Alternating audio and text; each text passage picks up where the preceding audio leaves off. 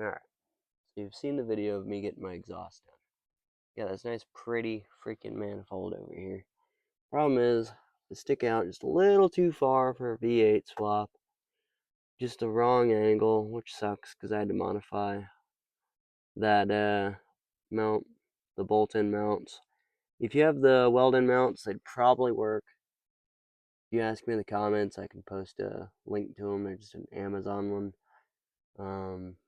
Pretty much I'd rather just go 6.1, 6.2, or 6.4 Hemi manifolds if you were going to go that route with the not bolt-in, or I'd just go with the Jeep Speed Shop one or one of the actual V8 swap manifolds.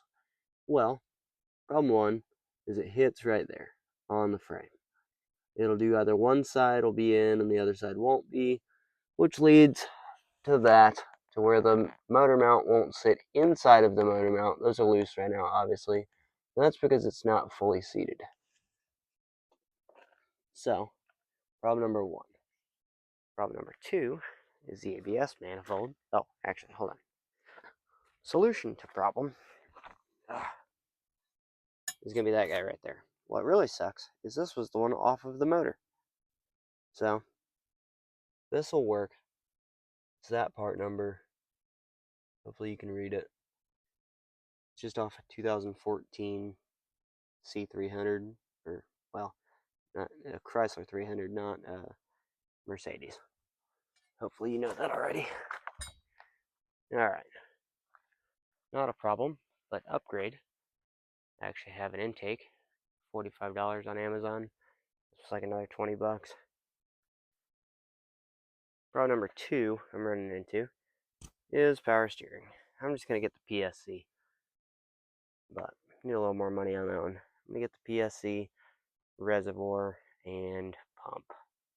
Because this is a 3.8 liter pump with a modified end there so that it sits right. It's not that it doesn't work. It does work. I just can't get the stupid self-made lines to actually not leak, which sucks, under like full-blown pressure. And I couldn't get the pump to bleed, probably because the pump's old and used. So, just spend the money and get the right thing. Problem number three. Vehicle sat. I had multiple other computer issues. I probably messed it up myself with plugging in and plugging the battery. But this guy right here, the ABS module that they don't sell anymore, is bad. I got a C2200 code, and so I need to go to Module Masters or find a used one that actually works and get that fixed. Problem number three, see that's the other side there. Problem number three is going to be this guy. This is the transmission dust shield, basically. That is not the correct one.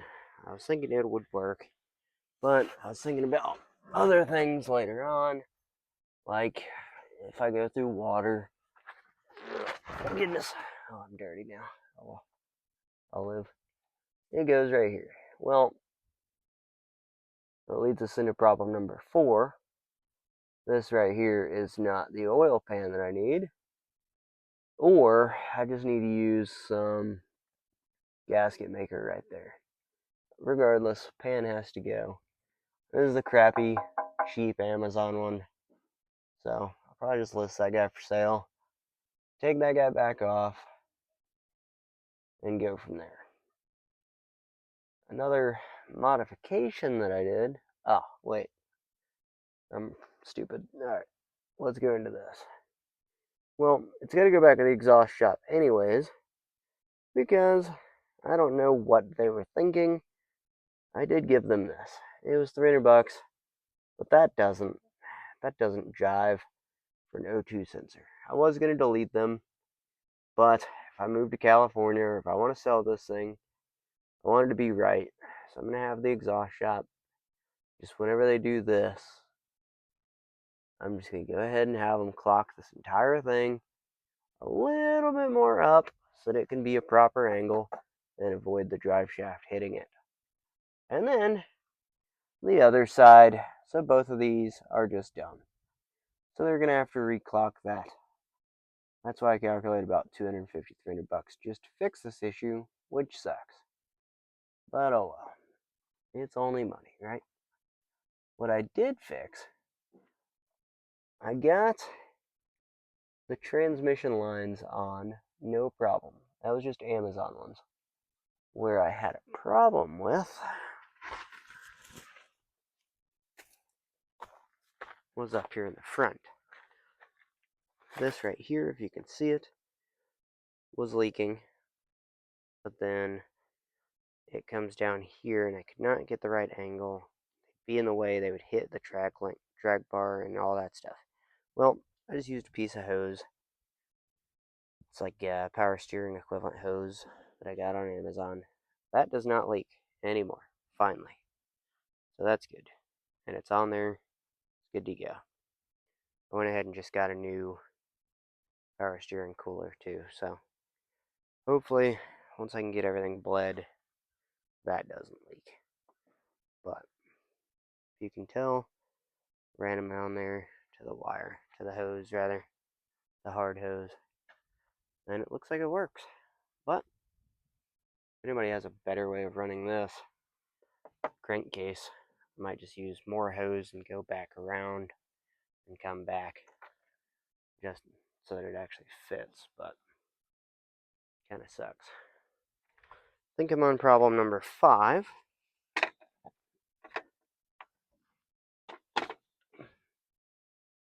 Heater core hoses. The heater core hose popped off, probably because the engine moved. I did drive this thing just to see if it would work. That's when I got the C2200, and when I realized that the engine mount was not going to be all the way in. So that sucked. If you do this, do 2 things. Go get you some of this like hard but manipulated aluminum heat shielding, and you can just bolt it right there to the Jeep Speed Shop battery box. There's a hole, a bolt hole.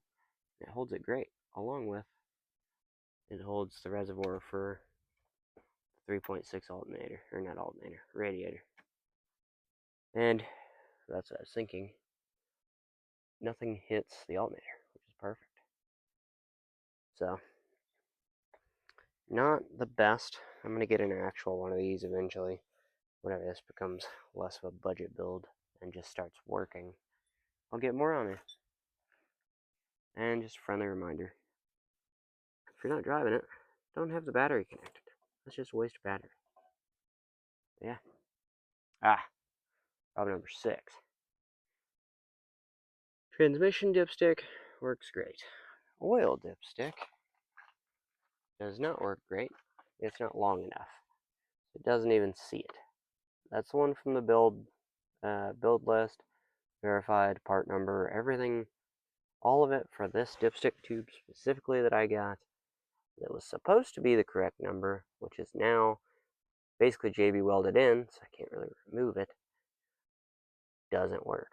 What I am going to do is chop probably about right there, so this stick actually works. And you know what? Just gonna send it on that. I think that'll work either way.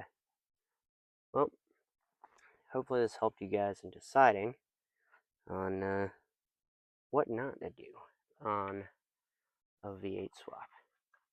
But gosh, looks good.